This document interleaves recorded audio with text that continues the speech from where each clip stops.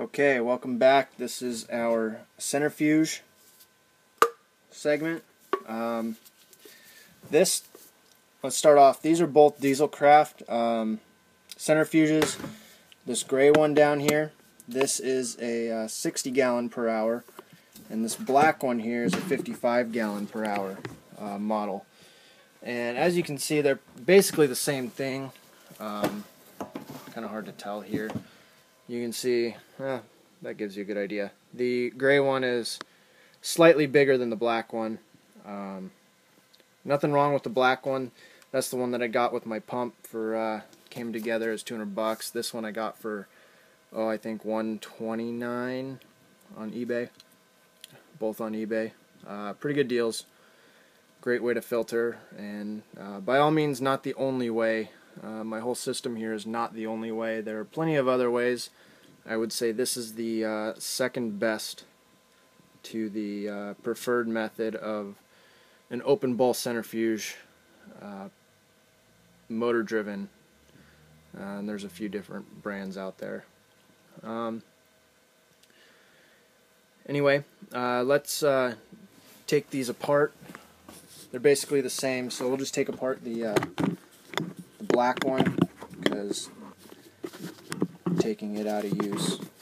Let's see if I can get this to stay. So you have your cap. There's nothing really special. This one has a couple holes, so you can see the action inside. Just screws on. You have your base, which through these holes, these 4 holes, attaches to another base that holds it in place on my barrel. I'll show you that here in a minute. O-rings to keep the oil in. That's your inlet port. And then actually on this back end, there's a spring and a plunger that prevent any oil from entering the centrifuge until it reaches 40 psi. And once it reaches 40 psi, let's see here, you can see the hole on the shaft right there, and that's where the oil comes in. And next is the rotor itself. It's pretty small. You can see it has arrows on, I don't have them lined up right now, arrows on both of the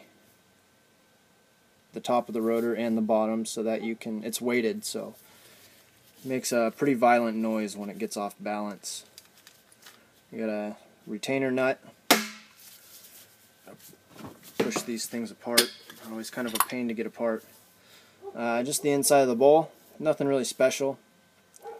And you have midsection, so the oil, it flows through the hole in your base here and fills up the inside of that bushing.